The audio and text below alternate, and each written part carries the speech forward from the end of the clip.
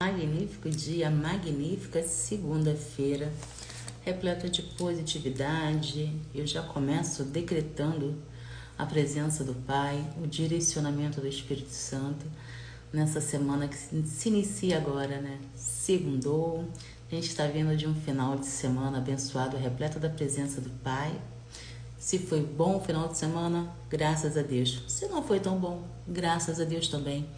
Deus é tão bom que nos presenteou com uma semana inteirinha, repleta de oportunidades para a gente estar sempre fazendo o nosso melhor, sempre estar se abastecendo na sabedoria dele e trilhando o nosso caminho sobre o favor e o direcionamento dele.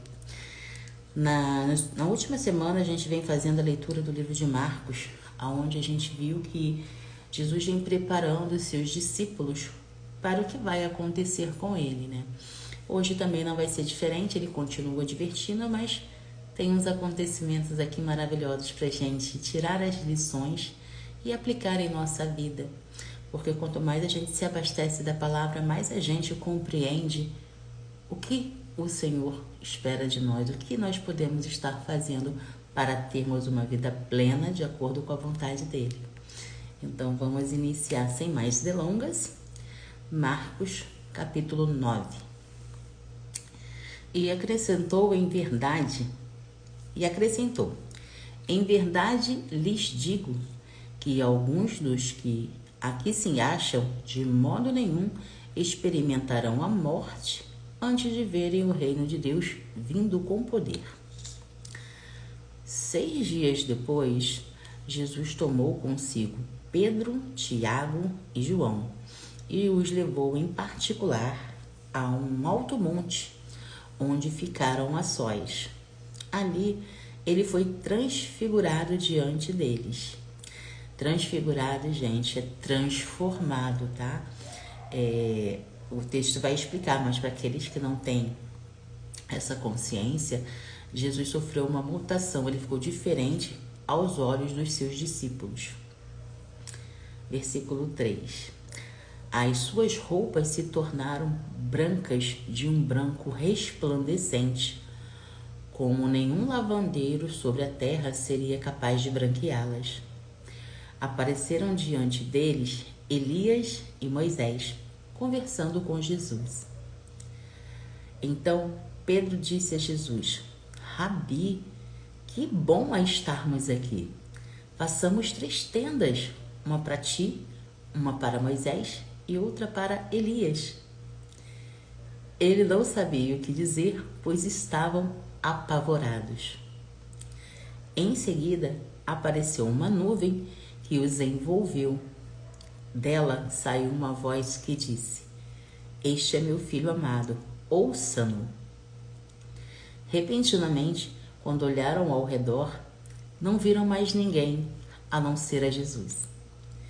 Enquanto desciam do monte, Jesus lhe ordenou que não contassem a ninguém o que tinham visto, até que o Filho do Homem tivesse ressuscitado dentre os mortos.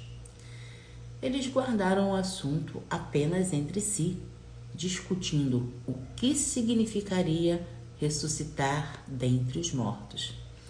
Bom dia, minha amada Rose, que a paz e o amor de Cristo sejam abundantes, não só nessa linda segunda-feira, mas durante toda a semana.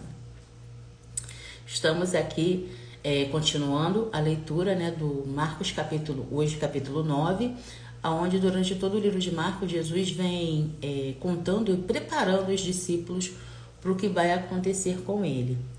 Lemos no início aqui a transfiguração, né?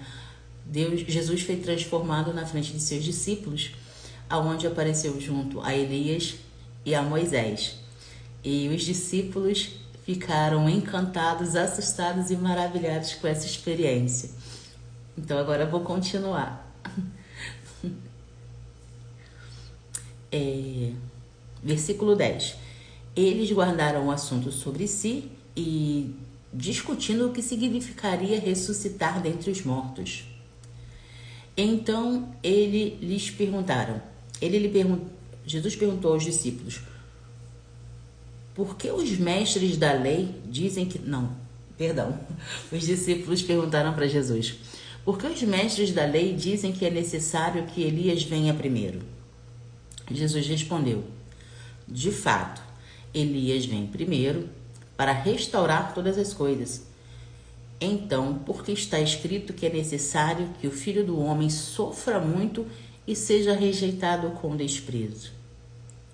Eu, porém, digo a vocês que Elias já veio e fizeram com ele o que quiseram, como está escrito a seu respeito. Quando chegaram ao lugar onde estavam os outros discípulos, viram uma grande multidão ao redor deles e os mestres da lei discutindo com eles. Logo que todo o povo viu Jesus, ficou maravilhado e correu para saudá-lo. Jesus perguntou: o que vocês estão discutindo? Um homem da multidão respondeu: Mestre, eu trouxe a ti meu filho, que está com um espírito que o impede de falar. Onde quer que se apodere dele, joga-o no chão, ele espuma pela boca, range os dentes e fica rígido. Pedi aos teus discípulos que o expulsassem, mas eles não conseguiram. Jesus respondeu: ó geração incrédula, até quando estarei com vocês? Até quando terei que suportá-los? Traga-me o menino. Então eles o trouxeram. Quando o espírito viu Jesus, imediatamente causou uma convulsão no menino. Este caiu no chão e começou a rolar, espumando pela boca. Jesus perguntou ao pai do menino: há quanto tempo ele está assim? Desde a infância, respondeu. Muitas vezes esse espírito tem lançado no fogo e na água para matá-lo. Mas se podes fazer alguma coisa, tem compaixão de nós e ajuda-nos. Se podes, disse Jesus, tudo é possível àquele que crê. Nossa, é bem famosa essa frase, né? Eu particularmente quase que repito ela aqui diariamente, que os milagres, a positividade, a benignidade, tudo que a gente almeja de positivo é possível para aquele que crê em Deus, aquele que confia, aquele que está sempre buscando, aquele que está sempre se entregando. Então, aqui fica, né, para guardar de referência, né, Marcos capítulo 9, versículo 23. Se podes, disse Jesus, tudo é possível àquele que crê. Maravilhoso. Seguindo 24. Imediatamente, o pai do menino exclamou: eu creio, ajuda-me a vencer a minha incredulidade. Né? A gente declara. E a consciência de quanto mais a gente declara nos leva para mais perto do Senhor. Porque sem Ele, a gente não é nada. Então, que a nossa crença nele, a nossa adoração por Ele, né, seja pelo que Ele é. Isso me fez lembrar uma reflexão que eu estava tendo ontem, mediante uma coisa que eu escutei na internet. E a gente tem o hábito, às vezes esquece de adorar o Senhor pelo que Ele é, né? Muitos enxergam o que Ele pode fazer. A gente sabe que Deus é ilimitado, que Ele pode realizar todas as coisas segundo o coração dEle. Então, tudo que a gente pede, se estiver de acordo com a vontade dEle, Ele nos dará. Mas a gente tem que entender e adorá-lo não só pelo que Ele pode nos oferecer, não só pelo que a gente pode conquistar sobre o favor dEle, mas a gente tem que amá-lo, se dedicar a Ele e adorá-lo pelo que Ele é, sabe? Quando a gente tem essa dimensão do quão é maravilhoso pertencer, depender de um Deus assim, a nossa mente se abre, a gente de fato começa a viver de acordo com o que a gente aprende aqui diariamente. Continuando. Quando Jesus viu que a multidão estava se ajuntando, repreendeu o espírito imundo, dizendo: espírito mudo e surdo, eu ordeno que o deixe e nunca mais entre nele. O espírito gritou, agitou violentamente o menino e saiu. O menino ficou como morto, a ponto de muitos dizerem: ele morreu. Jesus, porém, tomou-o pela mão e o levantou, e ele ficou de pé. Depois de Jesus ter entrado em casa, os seus discípulos lhe perguntaram em particular: por que não conseguimos expulsá-lo? Ele respondeu: essa espécie só sai pela oração e pelo jejum. Eles saíram daquele lugar e atravessaram a Galiléia. Jesus não queria que ninguém soubesse onde estavam, porque estava ensinando aos seus discípulos. Ele lhes dizia: o Filho do Homem será entregue nas mãos dos homens. Eles o matarão e 3 dias depois ressuscitará. Contudo, não entendiam o que ele queria dizer e tinham receio de lhe perguntar. Chegaram então a Cafarnaum. Quando ele estava em casa, perguntou-lhes: o que vocês estavam discutindo no caminho? Eles, porém, guardaram silêncio, porque no caminho haviam discutido sobre quem era maior. Sentando-se, Jesus chamou os 12 e disse: se alguém quiser ser o primeiro, será o último e servo de todos. Essa frasezinha aqui também é maior. Ela é bem famosa quando você para refletir e buscar o entendimento dela. Vocês já escutaram por aí, eu também já falei inúmeras vezes: maior é aquele que serve. Então, o porquê, né? Aqui está a explicação. Se alguém quiser ser o primeiro, será o último e servo de todos, porque maior é aquele que serve. Continuando. Tomando uma criança, colocou-a no meio deles e, pegando-a nos braços, lhes disse: quem recebe uma dessas criancinhas em meu nome, recebe a mim. E quem recebe a mim, não recebe a mim, mas aquele que me enviou. Mestre, disse João, vimos o homem expulsando demônios em teu nome e procuramos impedi-lo, porque ele não era um dos nossos. Não o impeçam, disse Jesus. Ninguém que faça um milagre em meu nome pode falar mal de mim logo em seguida. Pois quem não é contra nós é a favor de nós. Em verdade lhes digo que quem der a vocês um copo de água em meu nome, por vocês pertencerem a Cristo, não perderá sua recompensa. Se alguém induzir a pecar um destes pequeninos que crê em mim, seria melhor que fosse lançado no mar com uma pedra de moinho amarrada no pescoço. A Rose disse: os que servem não é a mesma coisa que subserviente. Não, não é. Primeiro, por conta da própria concepção, né? A pessoa que serve, ela tem dentro do seu entender que ela não está fazendo aquilo só para o próximo, né? E não é receber ordens, né? É uma coisa que vem de dentro.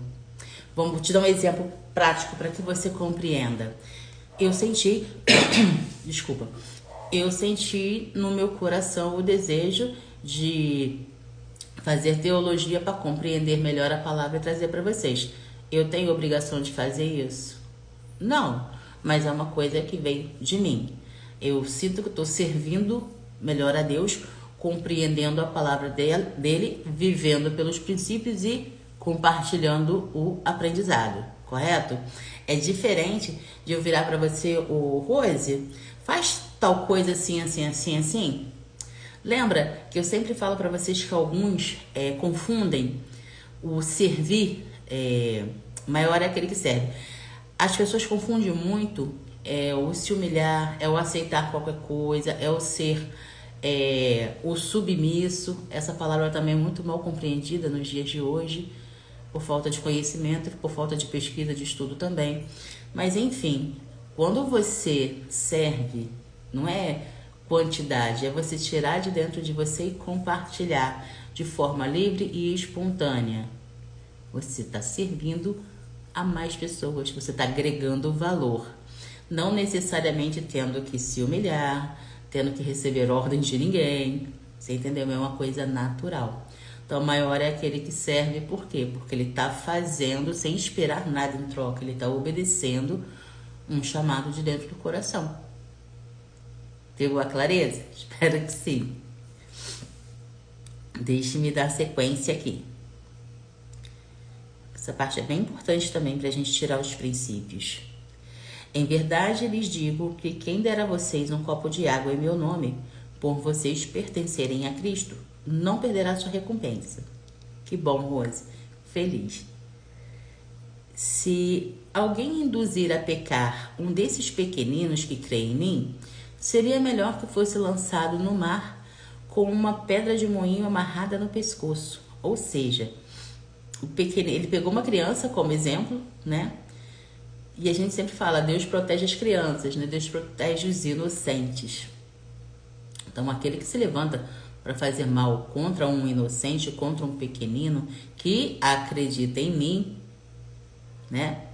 Porque, vamos falar a verdade, tem tanta criança hoje que, devido ao mau treinamento dos pais, eles crescem sem conhecer a Deus, eles nem sabem quem é Jesus, e nisso, infelizmente, a gente já sabe para onde vai. Então, o versículo 42 diz assim: se alguém induzir a pecar um destes pequeninos que crê em mim, seria melhor que fosse lançado no mar com uma pedra de moinho amarrada no pescoço.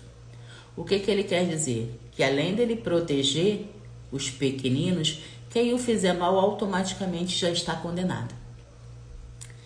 E se a sua mão o induz a pecar, corte-a. É melhor entrar na vida mutilado do que ter as duas mãos e ir para o inferno, onde o fogo nunca se apaga.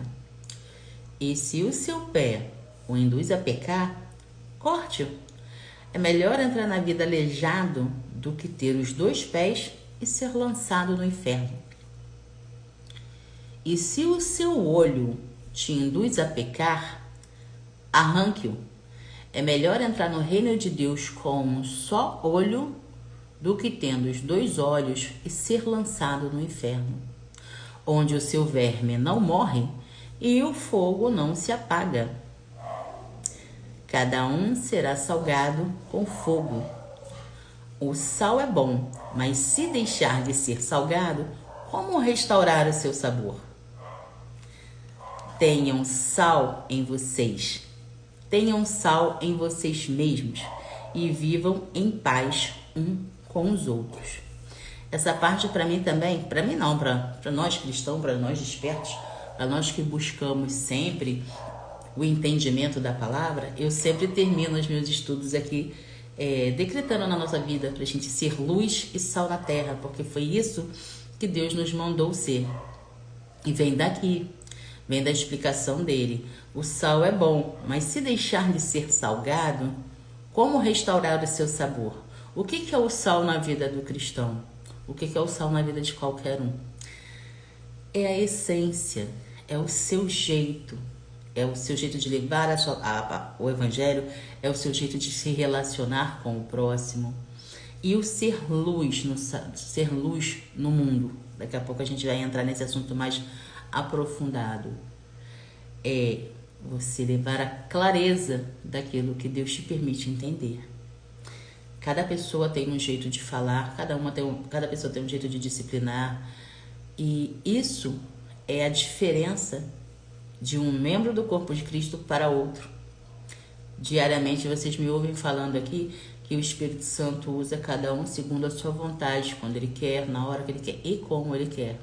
Então, quando eu decreto aqui sejamos luz e sal na terra, é exatamente isso que eu quero dizer.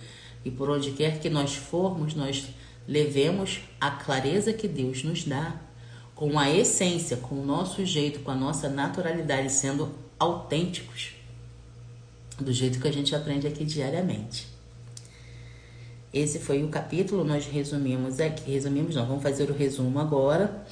e que fique a clareza da onde que vem sejamos luz e sal na terra. De Marcos, capítulo 9, versículo 50.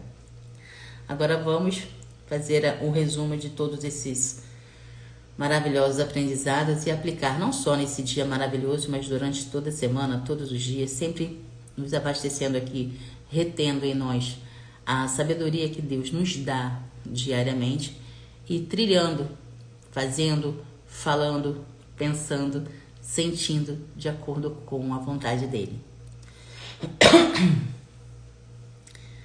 Onde estou? Eu me perdi aqui um cadinho, mas já estou de volta. Lições e princípios de Marcos, capítulo 9.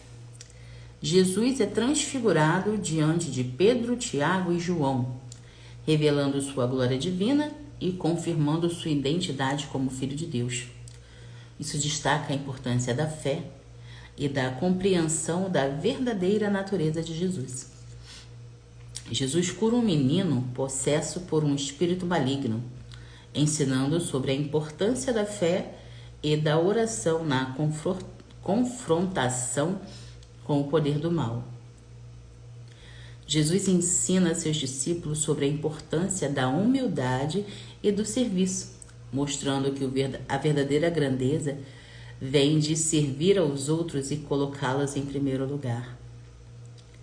Jesus adverte contra o escândalo e o tropeço, ensinando sobre a importância de evitar influenciar negativamente os outros e de permanecer fiel ao caminho da verdade e da justiça. Gente, esse negócio de... Vou interromper aqui um pouquinho para fazer uma reflexão. Esse negócio de influenciar, isso é muito sério.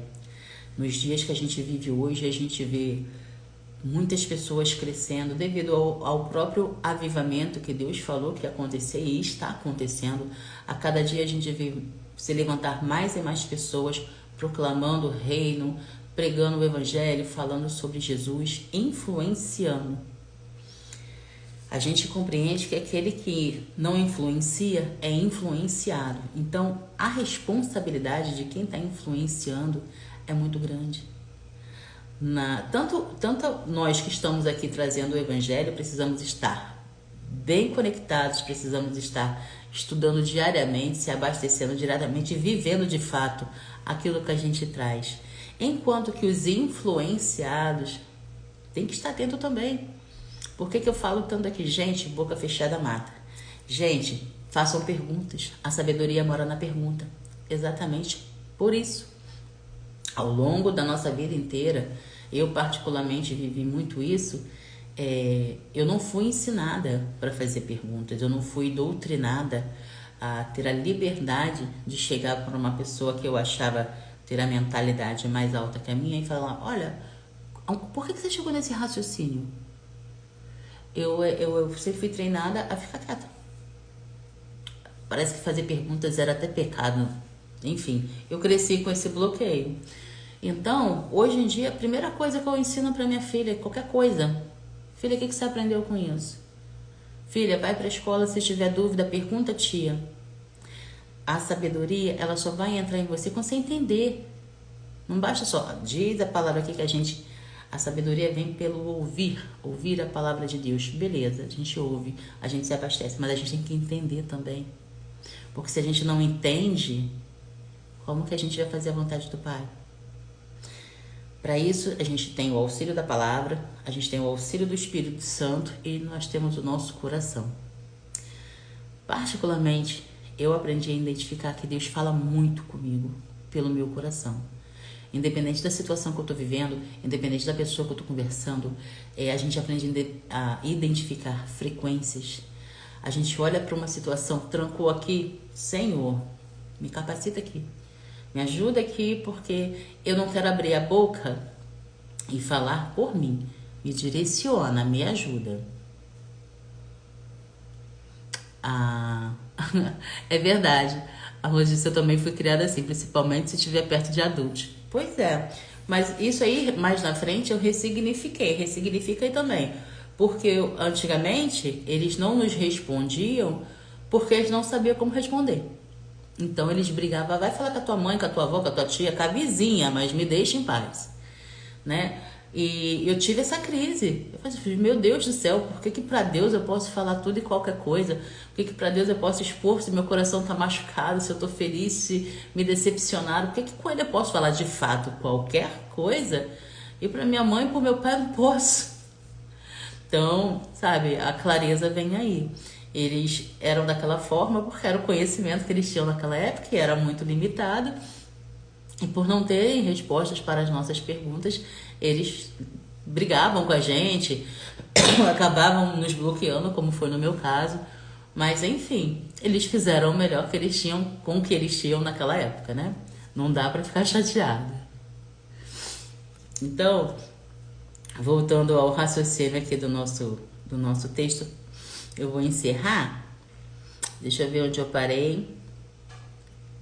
Jesus exorta seus discípulos a serem como sal e luz, sal da terra e luz do mundo, destacando a importância de viverem vidas que reflitam a justiça e a verdade de Deus para o mundo ao seu redor. É bem o que eu falo, é você receber a clareza do alto e compartilhar com a essência, né, com o tempero, com o sal que o Papai do Céu coloca em você. Sempre com simplicidade, honestidade, sendo fiel àquilo que está escrito aqui, na palavra do Senhor.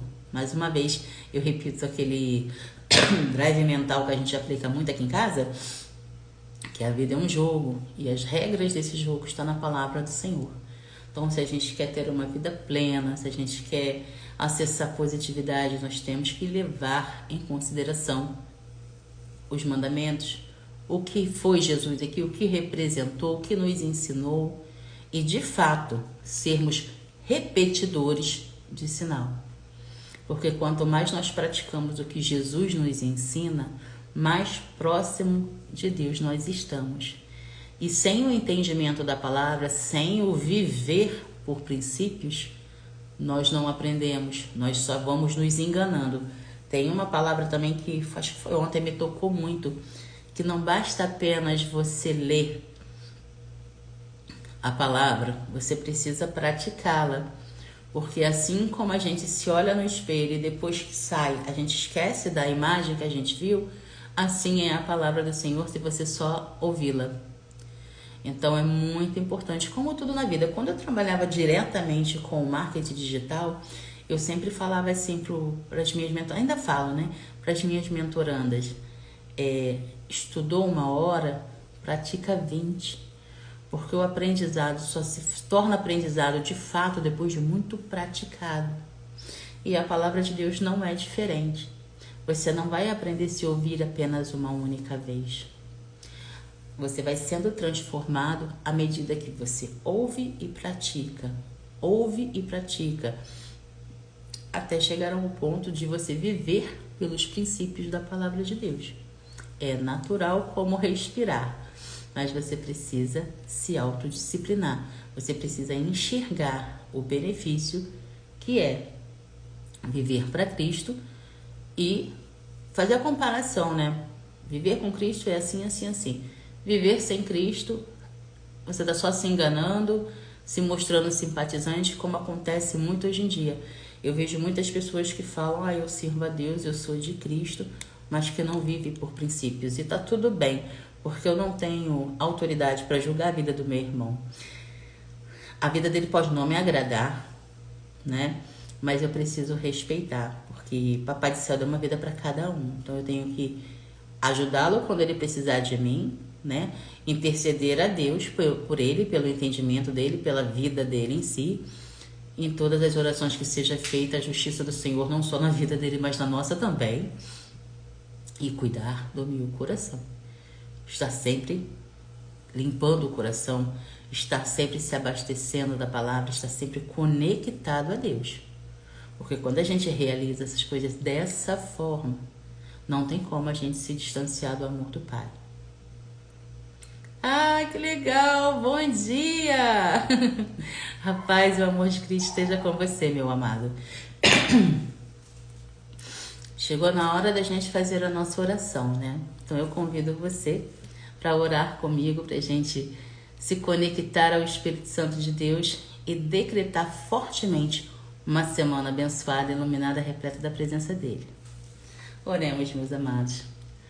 Pai amado, a Ti rendemos graça, porque Tu és bom e em tudo nos ouve.